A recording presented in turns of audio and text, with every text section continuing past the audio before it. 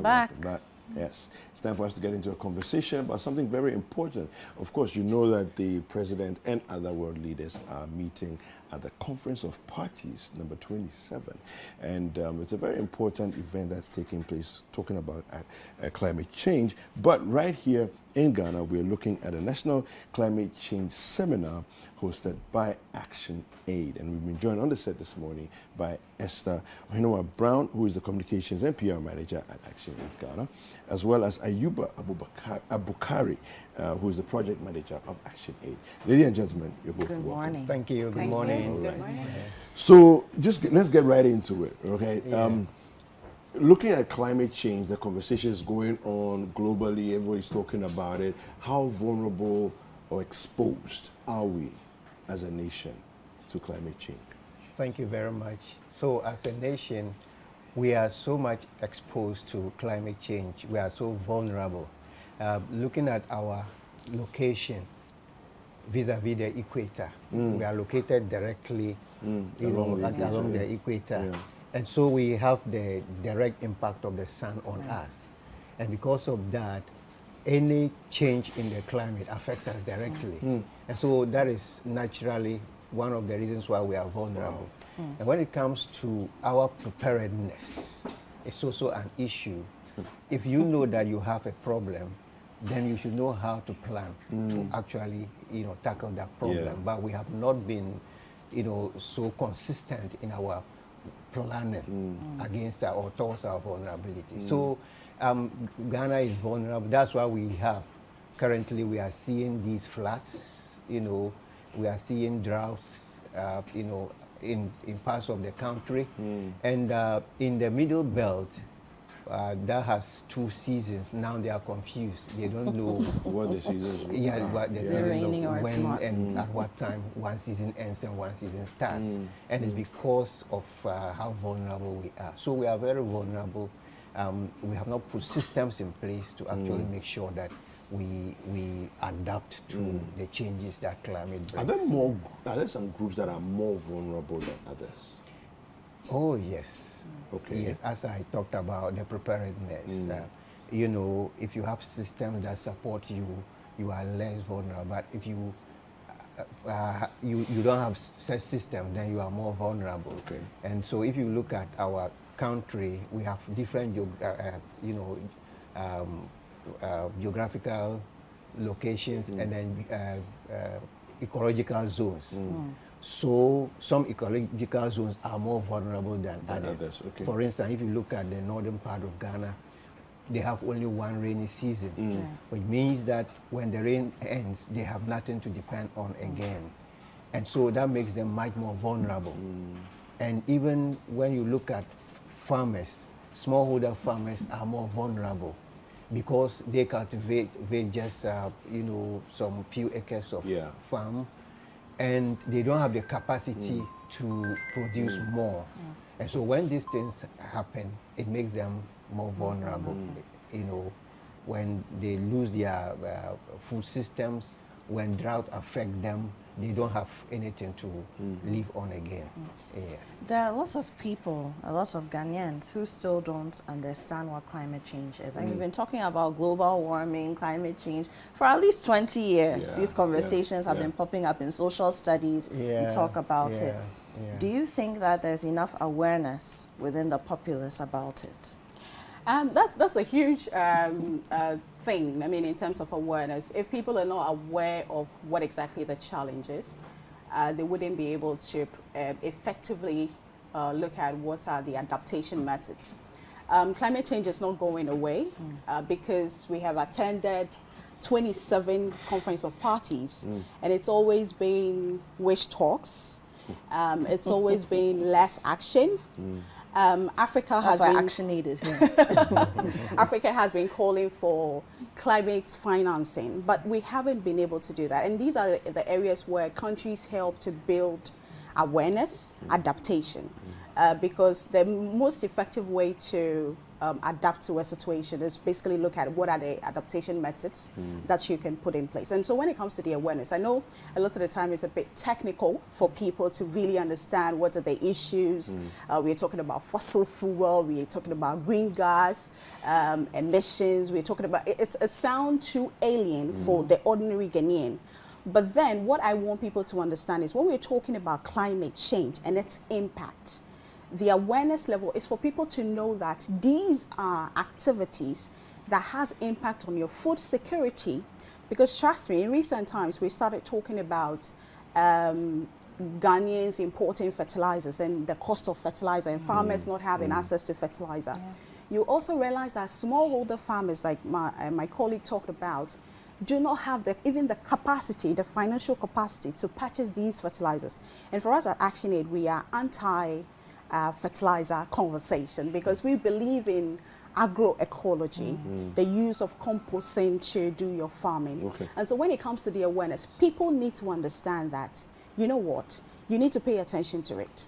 Pay attention to it because the scarce food that is around is because of the impact. In recent, just about a month ago, I went to some of the communities in the Bono Ahafo region where I spoke to smallholder farmers who are bearing the brunt of climate.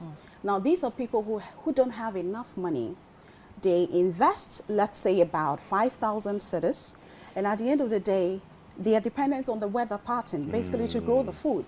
And so you're not going to get the food that you expect to buy in the market because that person has not been able to grow the food that is needed because for, it's for, either for our not consumption. raining enough or it's raining too much. Absolutely. Or, you know, we're at the mercy of the elements. Absolutely. And so that is where the loss and damage comes in, where we have been advocating for climate financing for communities to be able to adapt to the losses and damages. Because once somebody puts in their investment, and they are unable to yield the returns, it becomes a problem. And we need to pay attention to all that. What are some of the things you think we've put in place in terms of our journey to try and build resilience that has brought us to this point? If at all. As we've been talking about preparedness, Ayuba, you mentioned that. What are the resilience building, things that we've put in place, and where do we find ourselves now? Okay, so for ActionAid, we have been working with smallholder farmers. Yes, and what we have been doing is trying to introduce them to agroecology, and so what we have been doing is to teach them how to prepare compost.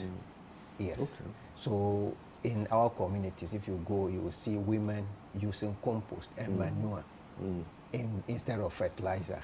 And for some of them who are actually committed to this, the lack of fertilizer we experience within the year did not affect them much because they have built their resilience. And then we have also supported some of them. We have supported communities with dams so that during the dry season, they are able to still be in production. So if you go to the north, you have, especially in the Upper East region, you have a number of dams built by ActionAid. So these are some of the resilient practices.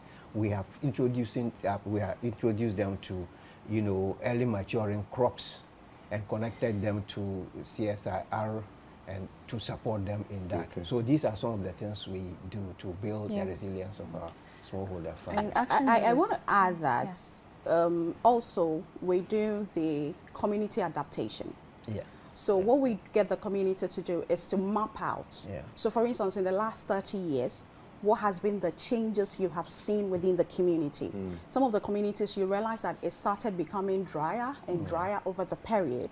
And so once the community are able to say that, okay, within the last 10 years, we have seen that our trees are diminishing, the number of trees within the community are diminishing, then they map out all these things and then we help them to build the resilience that we talk about. So ActionAid has been doing a lot of work, and congratulations on all the work you're doing and that you will be doing in the future. But you can't do it alone. You spoke about taking action. As a nation, are we taking action? Do we have the policies to back what we need to build this resilience and really to overcome and live with climate change as it has come to us?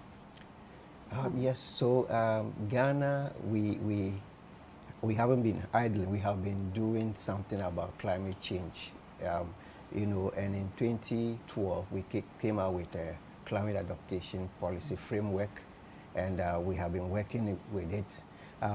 Just last year, we revised our nationally determined contributions.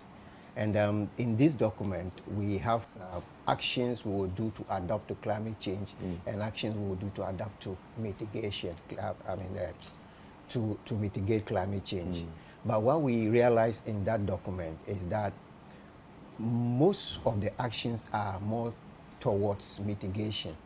But in Ghana and Global South, we don't emit much. Yeah. We just do about 4% of the emission. So why would you concentrate so much on mitigation at the expense of adaptation? But we have realized that it's because of, you know, the global policy conversation. Those who pollute much, they have the money. And they have said that we are going to put it in the mitigation, you know, fund, so that whatever you will do, you are mitigating the effect we are causing. But I think we should go beyond this.